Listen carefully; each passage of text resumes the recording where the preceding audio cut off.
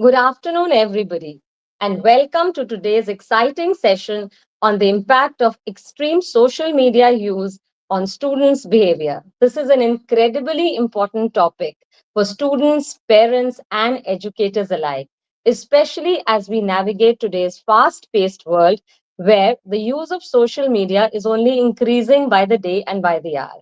Hi, everybody. My name is Pritika Khanpur, and I have more than 24 years of experience with top media companies, including HT Media Limited. I also have a keen interest in issues related to child development. Today, we are joined by Mrs. Komal Dhingra. She is the principal of SNEH International School and a dynamic and visionary principal. She's also a certified CBSE resource person and has led several training sessions across schools. Her contributions have also earned her prestigious awards, including the Global Prestige Award as Trailblazer of India. Welcome, ma'am. I now Thank you very much. extend a yeah, I now welcome Mrs. Rajesh Banopreeya. She is the principal of Gyan Mandir Public School, Naraina, a very passionate and visionary school leader. She works tirelessly not only to cultivate academic excellence, but emotional intelligence and mental well being as well. Recognized nationally for her exemplary work in education, she has also been conferred with some of the prestigious awards, including the Principal of the Year, among several others. I welcome you, ma'am. Thank you so much for inviting me. I'm deeply honored to be a part of this panel discussion today. Thank you so much. Thank you. And now I would like to invite Dr. Rakhi Anand. She is a senior consultant psychologist with Indraprastha Apollo Hospitals, and she has completed 29 years in the field of clinical psychology and managing OPD and IPD clients requiring psychological counseling. And she also frequently conducts workshops for CRPF and BSF officials, also workshops for students, teachers, and corporates. She also believes that mental health care is based on a personal commitment to assist clients with compassion and empathy. I welcome you, ma'am. Thank you so much, Pritika, and I'm glad Yeah, to be part of this program today. so are we. Okay, so my first question for today is for Mrs. Komal Dhingra. So, Komal ma'am, in your experience at the school level, how often do you see students struggling with moments of silence or solitude without their phones? I mean, what kind of shift are you seeing in the way they manage stillness? uh, Silence does feel like a void to them.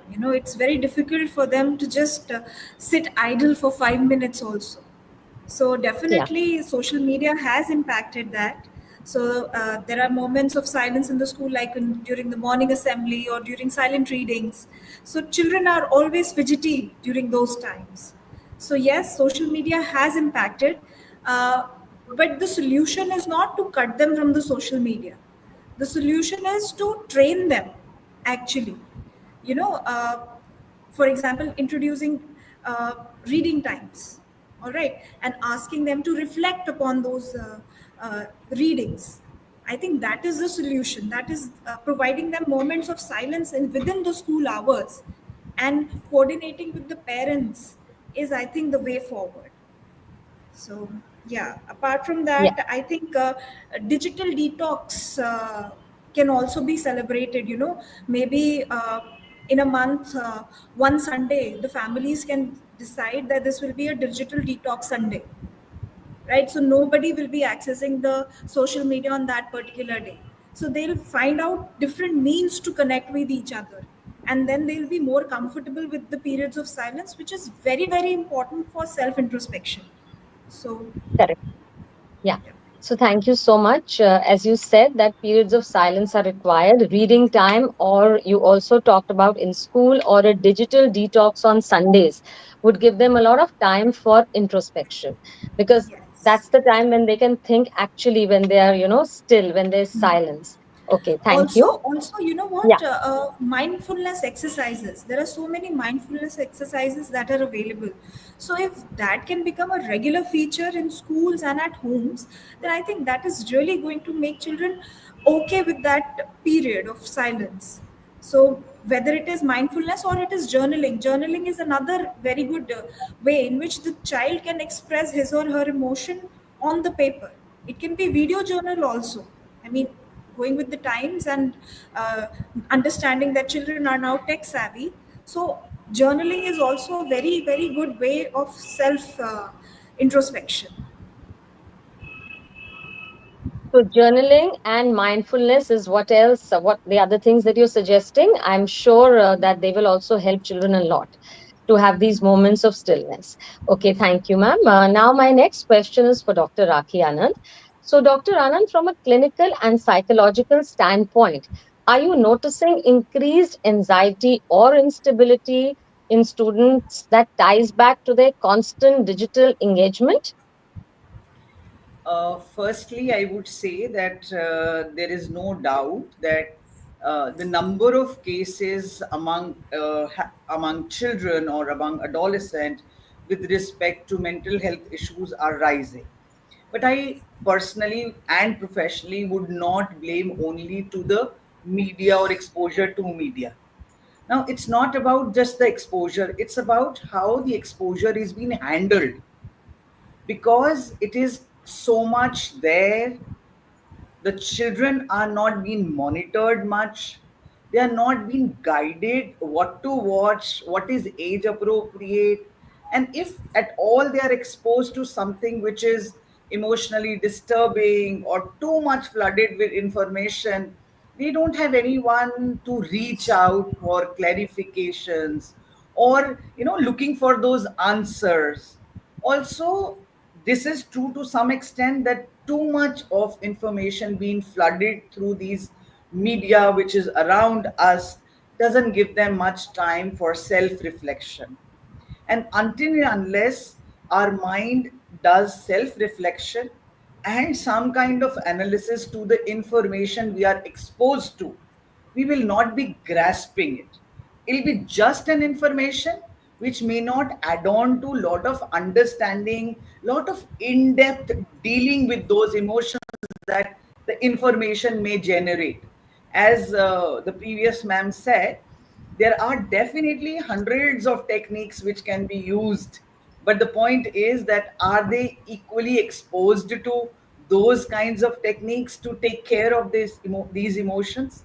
So it's not, I personally feel and professionally feel, that it's not the availability of something, is the utilization of that content that finally has an impact on the mental health of any individual, including the children, because they are at a very sensitive age.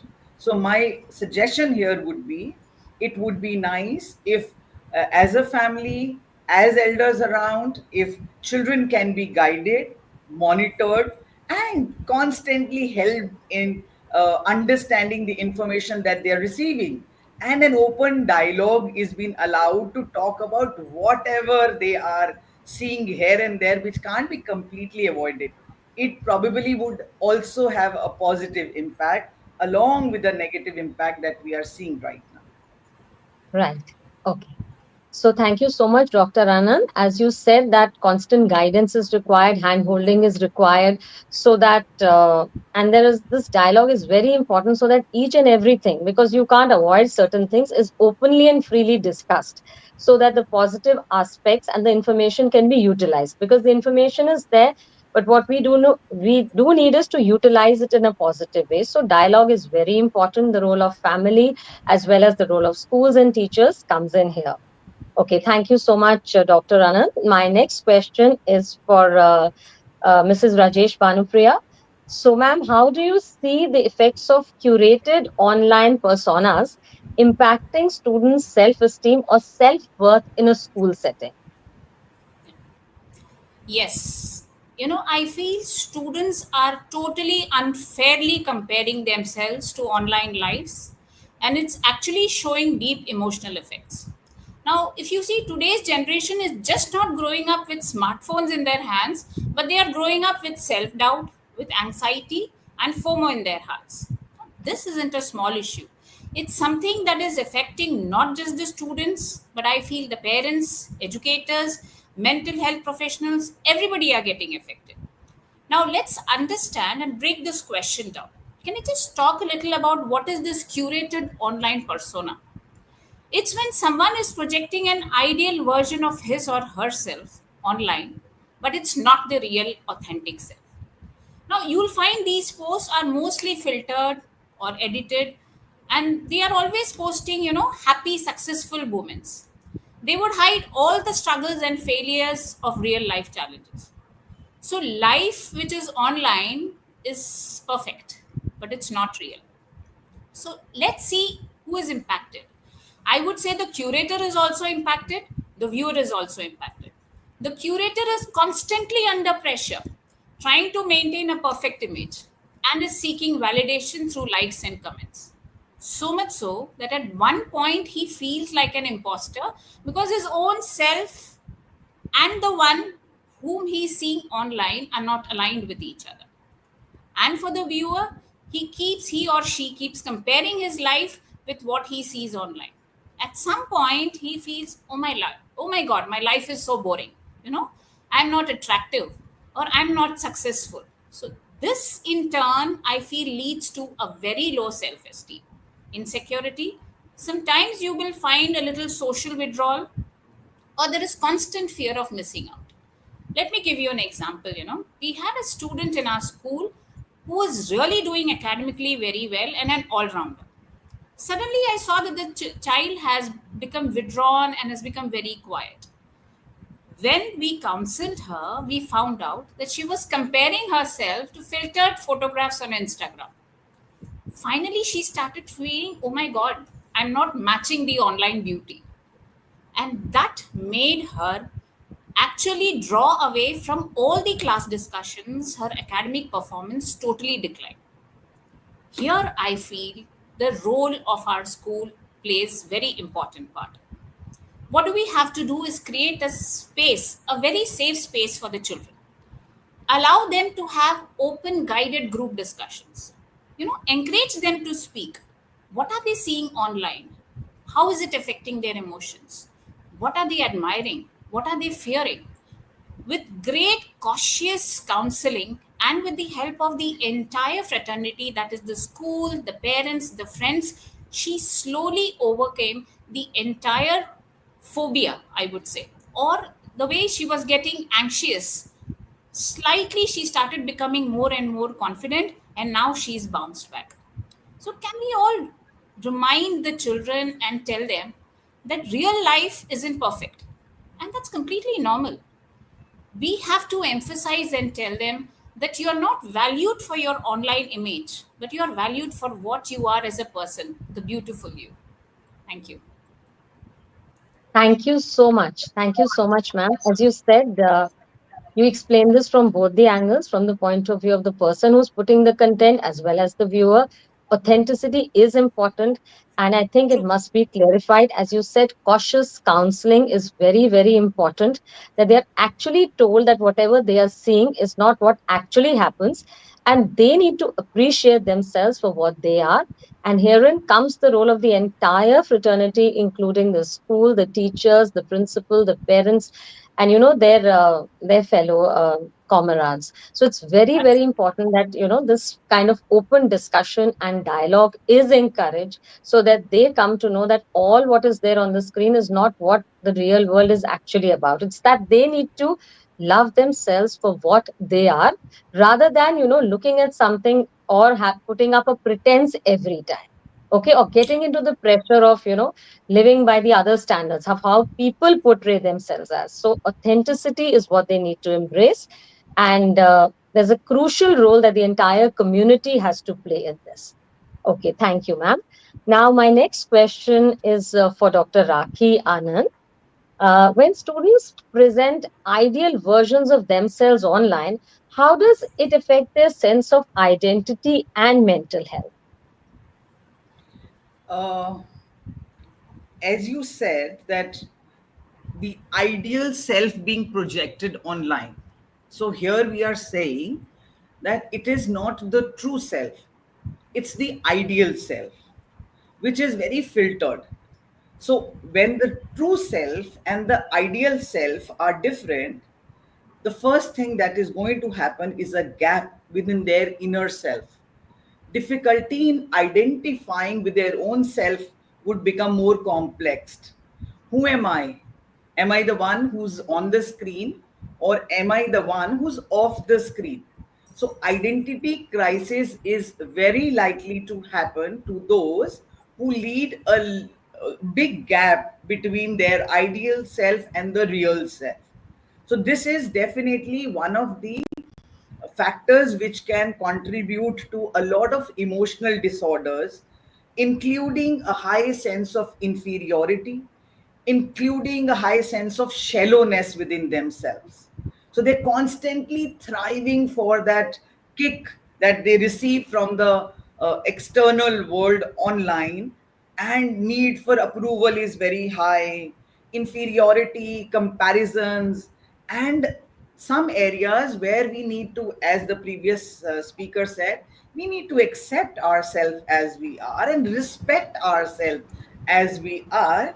So some of the areas which they may be okay earlier, they also may start questioning themselves, all because they are constantly receiving the ideal self on the screen for themselves, and also seeing it in others, which may not be the real one. So there is a term called pressure here. We call it a social pressure, media pressure, self pressure. These pressures can definitely cause a major personality conflict, can cause major emotional disturbances in the long run, and not only that, can also lead to personality disorders of various types, where they are not able to relate to their real self or accept them as they are after a while, and then a confused personality too. So, what Thank I you. would suggest is, here it is again, as I said, kids are kids, younger generation, they're still young children, as we all have grown through that age. We all needed guidance. So, it's all about people around them. And I definitely would not say that it's the role of the teachers or school, it's the role of everyone around, all the adults in any relationship that you are in. You can be an auntie, you can be not only a mother or this thing, you can be elder sister, auntie, neighbor, friend, whoever. It's the responsibility to help children around us to relate more to the real self and reality, and discourage them to always look and thrive for approval online, and that too from people whom you do not know. Thousands of people around you don't even know who they are. So help them to relate to the real self. So as earlier said, some detox from the media, and helping them to engage in real life activities, more of human participation activities would encourage this kind of a condition and minimize the gap between real self and the so-called real self. Thank you so much, Dr. Rakhi. So I think the onus is on all of us adults, whether we are playing the role of a mother or we are playing the role of a teacher or principal. In our capacity as adults, we really need to take care of these things. These are very, very important things.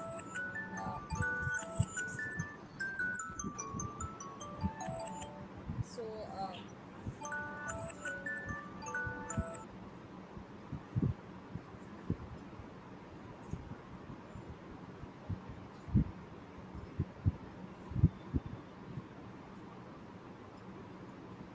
I think Mrs. Rajesh can also have her view on this. What do you say?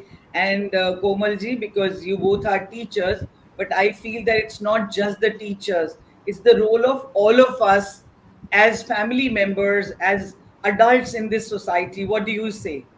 I completely agree with you here, ma'am. It's about the community. Very Each true. person in the community will have to take that responsibility.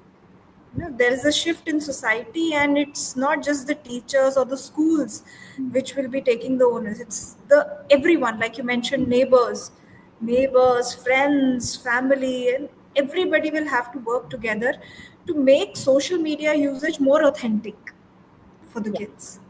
And you know Okay. what? I feel personally that this should begin at home first. If we are talking of detoxing time for the children, why not start at home?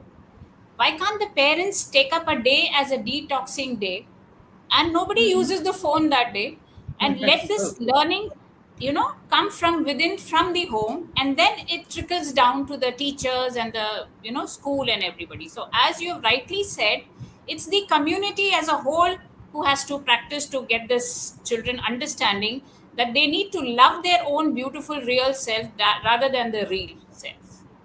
I have Absolutely. to Yeah. add just So, one line to that. okay.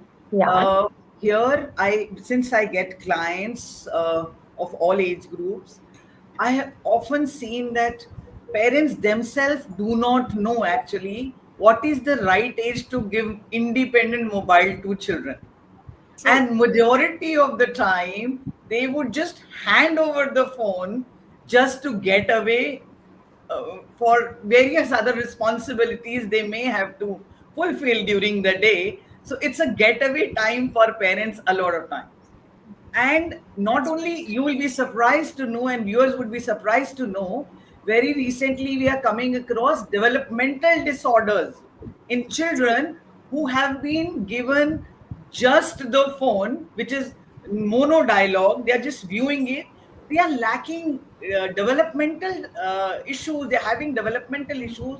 They're having delays in the speech, delays in multiple cognitive functioning, because they are just watching something without being stimulated through other mediums also. So anyway, back to Pritika. Yeah. Thank you. I'm really sorry for this interruption. So, absolutely, as all of you have summed it up beautifully, it's the real self that we need to focus on. So, now my question is for it's for now Dr. Mrs. Komal Dhingra. With the likes and the followers acting as metrics of worth, do you find students placing too much importance on virtual applause over real accomplishments? Yes, Komal ma'am. Yes, unfortunately, it is true that Yeah, self worth has become directly proportional to the online approval. correct. Children post online for the likes and the followers. All right. Yeah, Uh, we were talking when you were facing some difficulty in connecting. We were talking that yeah, we as a community will have to develop that. We will have to train our children. Social media is great. That is teaching, social media is teaching great skills to our students. So purposeful usage of social media is what is required. So for instance, if suppose a child is very good at Kathak, right? One scenario is that she posts herself performing on stage, all right, tagging a few people and using some hashtags, all right. That is the post that she's creating for likes, follows, comments, right? However, the other scenario is if she records her journey, her learning journey. She includes the history of Indian classical dance, the storytelling tradition behind Kathak. She writes a beautiful caption, a thoughtful caption, and shares it with the world. Then that is, I believe, purposeful usage of social media. And that is what we should be encouraging, isn't it? Also, Pritikaji, you spoke about authenticity. I think this way the content can be more authentic. We have to teach our kids. And when I say we, all of us, parents, teachers, schools, community, neighbors, we have to teach our kids to develop good content. Content can be any random person dancing on the street, but content can also be more informative and educational in nature. So, yeah. So, real issue uh, is when self worth becomes too much dependent on others' likes and dislikes, right? And we have to find a solution to that very problem. Yeah. Okay, thank you so much, Komal ma'am. So, self worth should always not depend upon what the others say. And as you rightly suggested, that the onus is on all of us in whatever capacity we are. As adults, it's very important that for the next generation, for the young children, we are the one who guide them actually and, encourage them to follow the real thing, to be authentic rather than always aspiring to be someone that they are not. So, that's the key. And now my next question is for Mrs. Rajesh Banopreeya. So, ma'am, algorithms often show students what they already believe or enjoy. Are you also seeing signs of this narrowing their ability to think critically or consider different views? Oh, yes, absolutely. It's a serious concern nowadays. What algorithms are doing is they are constantly feeding students with what they already believe in, you know, whether it's political view, whether it's beauty standards, or whether it is opinion on relationships. I feel these so-called echo chambers are a hidden trap. Many students are getting trapped in this echo chambers, surrounded only by voices that is mirroring their own. So, what is happening is these echo chambers are often reinforced by filter bubbles, where these algorithms only see that content that is confirming their existing belief. So, what is happening that I'm hearing my opinion again and again, again and again, and it is getting reinforced. And I am not ready to encounter a different opinion. So, what happens? The students start seeing disagreement as a threat. They're not liking it, they don't see it as an opportunity. Curiosity is then replaced by certainty. So, entire critical thinking is not happening here. Mind you, it's not arrogance. It's what they've been digitally conditioned to believe, that there's only one version of the truth. Let me give you a very simple example. We had a child in our school who did not like his parents controlling his digital usage. He would always come to me and he would say, "Ma'am, I'm a matured guy. I understand what is right and what is wrong.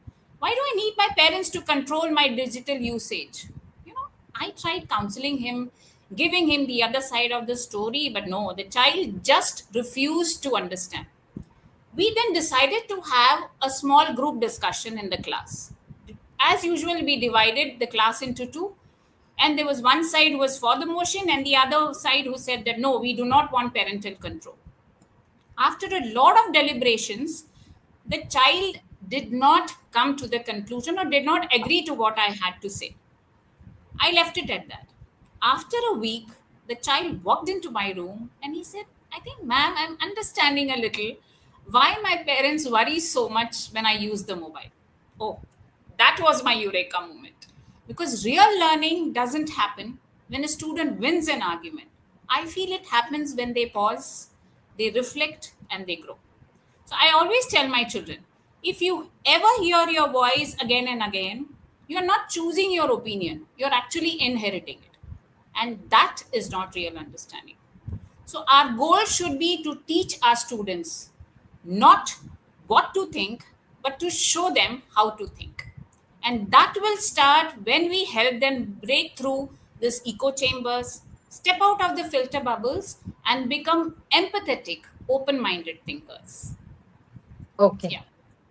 Yeah, so I think you are absolutely right that they need to become empathetic and open minded learners. And it was also great to hear the way the student was actually counseled because he didn't seem to agree. And a group discussion, I feel, is a very excellent platform where there are people on both the sides. So when they come together to discuss in a group and it clearly comes out and they actually understand. So rather than our enforcing ourselves on them, it's very important to have an open discussion and dialogue that's also been discussed earlier. Yes. So now I come to the next question. That is for Mrs. Komal Dhingra. Komal ma'am, is there a gap in students' confidence between digital interactions versus real life conversations in the classrooms or assemblies? Yeah, Komal Uh, ma'am. Definitely, yes. So many times we see the same child who's very confident and expressive online. If we put him or her up on the stage, he's not able to speak. So definitely there is a gap. and we need to analyze that. See, social media also gives an opportunity for the introverts and the ones who are a little shy to be more expressive. That's a benefit of social media. But at the same time, as teachers, as elders, we have to bridge that gap. Speaking skills is very, very important, right? So, and public speaking, not just with filters and editing available, public speaking during live sessions as well. All right. So, Mrs. Rajesh mentioned about group discussions. I think that is a very uh, wonderful way to start with. So, even for the shy ones, if they can be involved in smaller group discussions, maybe smaller groups of, say, 5 and 7 people with whom the child is comfortable, and they can be asked to express their opinion. Each child can be given an opportunity to present his or her point of view. I think that's where we can start and bridge that gap.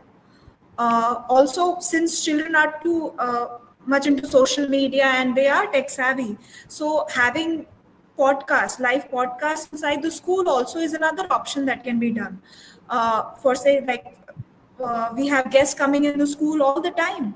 So if few children can be made responsible for interviewing those guests and conducting a live podcast kind of a session, it's like including both the things, their social media skills, and of course our intention of making them more confident during in-person sessions as well. So yeah, definitely there is students, there is a difference in the confidence level. The ones who are confident on screen may not be confident off screen, right? And we just have to find solutions and provide them. Children are not going to develop them themselves, right? The elders only will have to make that effort, and that community, again I repeat the same point, that the entire community will have to provide those kind of platforms. Just asking children to not use the social media or banning them from the social media, putting up an age criteria, is not the solution. That's not how things are going to go ahead in future as well. We have to live with the technology. We have to live with the fact that they are going to go online and be on social media, but we have to use that platform for their learning and for their skill development.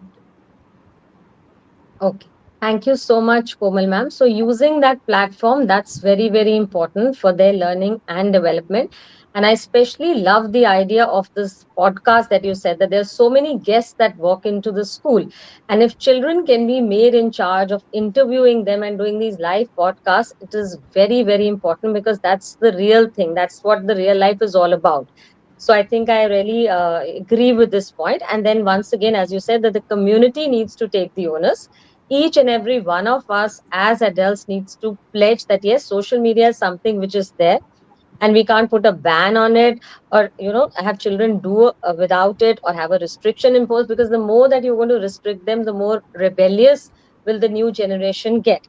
So how will we carve out a middle path, is what we are looking at through the different steps that you all are suggesting. Thank you, Komal ma'am. Now, my next question is for Dr. Rakhi Anand. Now, despite high connectivity, I think loneliness is on the rise. And I just want to know from you, ma'am, what's driving this disconnect? I think when you use the word that in spite of lot of connectivity, but it is not just the connectivity, it is the quality of that matters. So I would like to call online connectivity as something connection without closeness. You are connected with thousands and lakhs of people, but you're not connecting with them. And until and unless human beings are connected emotionally with each other, it really doesn't matter beyond a point. So, as we have earlier discussed, that whether it is increased likes online, or approval online, or comparisons online, or an ideal self image that they tend to create for themselves, it is pretty shallow. It doesn't connect them emotionally with any one of them, or except few people whom they know. It doesn't connect. Let me give you an example of an emotional connection. As we get to see tragedies happening all around us, right? All the time. But how many times we end up crying hearing X person somewhere in this world dying or going through trauma? As a human, we feel sorry. But if the same thing happens to any one of us whom we know, we connect emotionally. So, until and unless we are connected to the person, the emotional wires would not have that current. It will be just a facade. So the connection is the numbers, likes, the algorithms, and how famous I am, how many followers are there. So it's the numbers, not the closeness. You don't even know who's commenting on your post, appreciating or even not appreciating or whatever. So connections are not there. So we all have realized that it's more for self satisfaction, ideal self image, create that aura around us, or create an ideal self image. I am better than you. Look, this is it. And now we also see a trend where people would take highest level of risk just to create a reel or a content for a few seconds, even if it is a life threatening or threatens other people. They would go to any length just to get that name, fame, attention, likes. So this is a fake self. It is not connecting them emotionally. It's a fake self, either for publicity or something else, but not real emotional self. So we are there online, connected, but not connected through hearts, connected through emotions. So that is why the loneliness inside stays.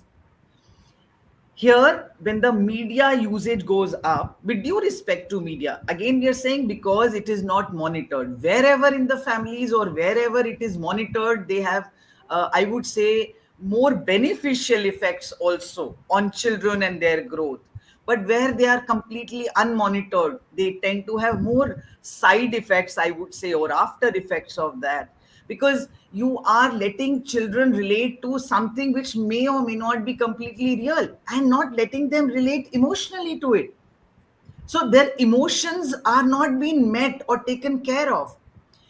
Why the suicidal rate is going high among teenager or adolescent or even adult is this is one of the reasons that people do not talk much. They have difficulty expressing themselves because they've learned to convey indirectly on the sites or stick to them or relate to them rather than relating to any human being who's around them. Reaching out to human being would be far more beneficial in handling your emotions, giving right channel to that, getting right kind of I would say emotional thrive, feeling good, feeling happy, making an eye contact, laughing, smiling rather than just the emoji of a smile or a thumbs up or whatever. There are human touch that which cannot be replaced by technology. So human touch, human interaction is going down. The so-called technical aspect is going up, which leads to or continues to increase the loneliness which we tend to see in children and others in our society. So I believe increasing human connection would be a solution along with an exposure to media. That will balance things out. Thank you so much, Dr. Anand. I think that was beautifully put that we need to have that emotional connect and we need to connect with other human beings. So the real smile instead of an emoji smiling or, using all these things, it's better that, humans connect to each other from the heart. And that doesn't happen when we, are just connected through media. And that is why the loneliness is persisting. So that is what we need to look at so that we can bring out the positivity of this. So that human connection is what needs to be re-emphasized through discussions, dialogues, support groups, and so on. Okay, so my next question is for Mrs. Rajesh Banopreeya. So, ma'am, do students seem to bond more over shared digital content rather than emotional understanding and support? Absolutely. I think it's one of the silent changes which is happening amongst teens today. I totally agree with Dr. Rakhi ma'am, where she just said that we need to have emotional connections. Where is it going? We are seeing friendships shifting from emotional connection to digital interaction. You know, students are bonding over memes, reels, viral videos, and there is no real conversation as such. Say, I'm not happy today. I'm feeling very sad. All I want is I want my friends to talk to me, have a heart to heart conversation. I don't want them sending me memes and videos. But that is what is friendship all about now, is sending reels to cheer somebody up or tagging somebody, tagging each other in memes, watching videos together. So I feel there's a total paradigm shift wherein we are losing the language of empathy. We all are agreeing, as ma'am said, digital content is very important. It's helping students stay connected, I would say express creativity and even find comfort sometimes. But let's all remind the children that connection will be powerful if it is both online and it is real. So what is the role of the school now? We should all work together to bring back this emotional connection, which can be done only through advisory programs. I would say probably wellness workshops, real talk circles, or how about encouraging students to unplug during breaks? You know, tell them to laugh, to listen, and connect in person. We need to tell the children that memes and reels are fun, but they cannot replace a friend who says I'm there for you, so don't worry, we can have a real heart to heart conversation. So digital likes may be connecting us, but I would say that presence, empathy, and conversation truly bond us, and that is the most important thing in our lives. Okay, Yeah. thank you so much, ma'am. So, presence, empathy, and connect is what we need to look at. That's the true thing. That's our genuine self, and that's what we all must foster. So, now my next question is for Dr. Rakhi Anand. So, ma'am, do you see a noticeable shift in attention spans due to these, rapid scrolling habits? And how does this impact learning or therapy? Firstly, we need to understand how our brain learns to function. Uh, in the early childhood, a child is exposed to a variety of material, and they're made to watch them again, repeat them again, and rehearse them again, and that's how it becomes part of their memory. So it's all about training your mind, or what we call cognitive retraining. Under this current scenario, the kind of exposure that's happening for most of the children is for short term memory.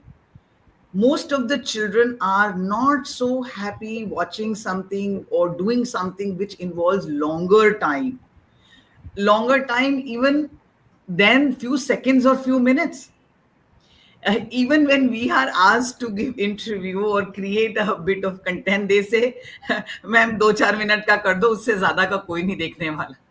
So we are also encouraged to stick to just couple of minutes, because knowing that the viewers attention has gone down and it's few seconds or minutes, and the current trend online is encouraging that.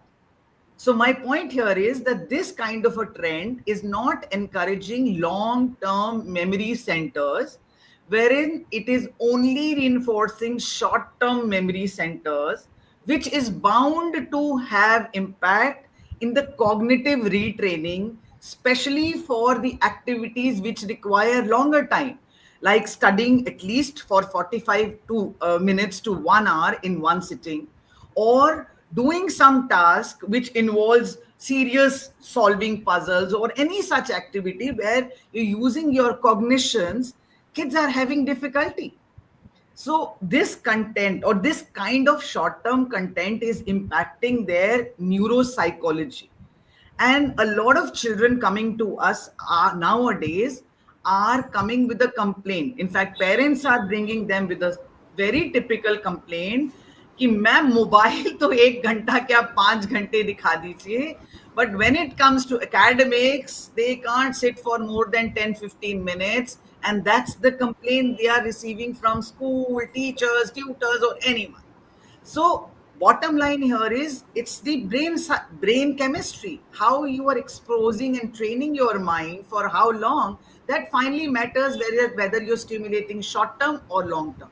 So the suggestion here would be that please expose children not only to the short term activities but also to medium time and long time activities to stimulate various parts of the brain, which finally would help them to have a better concentration. Otherwise, disorders like ADD, attention deficit disorder, seems to be happening a lot in recent times among children.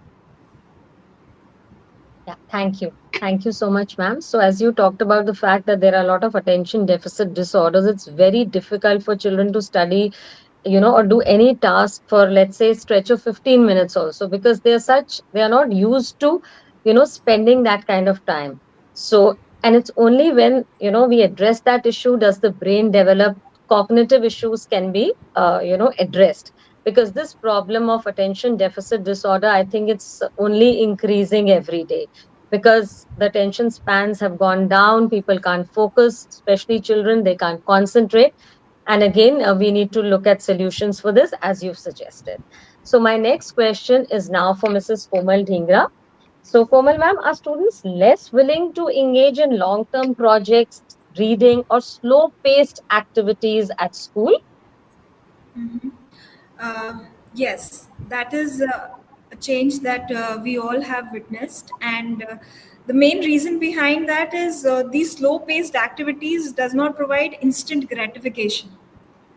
Social media does provide that. If a reel is uploaded and it gets viral, so they get instant dopamine. You know that so many people are liking my work, but that doesn't happen in slow-paced activities, right? Things like reading and journaling, they've taken a back seat. I mean, we only get to know the benefits of journaling and reading after doing it for a certain period of time, right? But children are now lacking patience to undergo that process, right? But what is the solution then? You know, we have to have those slow paced activities for the long term benefits, right? So I feel dividing bigger tasks into smaller milestones and then celebrating those milestones is the solution. So for example, this I tried in my school and I think it worked. Suppose if a prototype has to be prepared for a science exhibition, right? So for preparing that prototype, there are various stages. There will be some survey that will be done. Based on that survey, some data analysis will be done. Based on that data analysis, some equipments will be purchased, and then the assembling will happen, some study they'll have to do. So with each milestone, if appreciation can be done, child can be awarded or at least acknowledged for the effort that he or she has made. I think that is going to give them encouragement to keep on working on it. All right. So I think that is one of the solutions that can happen. Uh, so the trick is to uh, integrate quick wins in a long-term project. So I really think that should work. Apart from that, there is in my school, at least we follow this particular motto that if you cannot teach me the way, if I cannot learn the way you teach me, then why can't you teach me the way I can learn? This is something that the child says. It's a motto of our school. So we as teachers, as educators, will have to design the learning in a way that our objective is achieved. The purpose of teaching learning is this only, that the child learns, becomes an independent learner. We have to change our strategies, we have to update ourselves to do so. So that's how it is, and that's how we should go Yeah. ahead with it. Yes, thank you, Komal ma'am. So you said that we only have to look at different strategies and we have to work out ways. Like you so beautifully expressed that each and every milestone towards that final destination is important, and that also needs to be celebrated. So at each level, we need to have that celebration for them, that positive reinforcement for them, so that the journey till we reach the final journey, it's further divided into small tasks, and the onus is on us. And as you also talked about, your school motto is that you teach the children the way they understand, the way they learn. So that's, I think, cause it's on a lot of innovation on our part. It requires on the part of the schools, on the part of the community, everybody. So I think we have to keep innovating different ways so that we can actually aid in this development. And I think the motto nowadays is that we have to come with newer and newer things, and somehow we have to look at this goal that we have in mind, and to work towards it we have to look at different strategies which should be interesting for them, which should create a lot of excitement. So, and that of course happens at the starts at the school level and then further continues. So now my next question is for Mrs. Rajesh Banopreeya. So, ma'am, what happens when students step away from social media? Because that's also very important. Yes, ma'am. Uh, I would say you're asking for a very difficult thing in life. But yes, if the students even try to break away for a few days, I'm sure they will become more attentive, which I really want them to be in school. And I would say more emotionally present. They will start engaging with people around them. We had a workshop in our school, a wellness workshop, which was on 72-hour digital detox challenge, which was a part of vitamin G. So, vitamin G, we talked of gratitude. It was a beautiful workshop wherein our spokesperson said that we have to tell our students, and it was for ninth and 10th standard. So she said that tell your students to be out of digital, out of their mobile for at least 72 hours. I thought you were asking for a difficult thing. She said, just try and tell the children. So we did that. And I wouldn't say that we found 100% results and we found immediate results. Yes, few students were struggling. But I would say 25% of them or 15% of them, the results were really encouraging. Moods of the students improved. That is the most important thing. They started interacting more with their peers. The most important thing which I saw clearly was their physical activity increased. And few children even said, ma'am, we had a good night's sleep. Instead of scrolling on the phone throughout the night, we were asked to sleep by our parents. By the way, we took the parents also in the loop. So our parents just switched off the light, they took away the mobile, and we slept at 9 o'clock and we got up at 5 o'clock. So that is one good thing which we found out, that the sleep pattern improved. And I feel that this will also help them, to rediscover some hobbies, which has always taken a back seat ever since the mobile has come. I would always see a child scrolling the mobile rather than seeing the child on the ground, playing football, cricket. Physical agility, which is most important now, is losing out because of the usage of mobile. It's not going to be easy, mind you.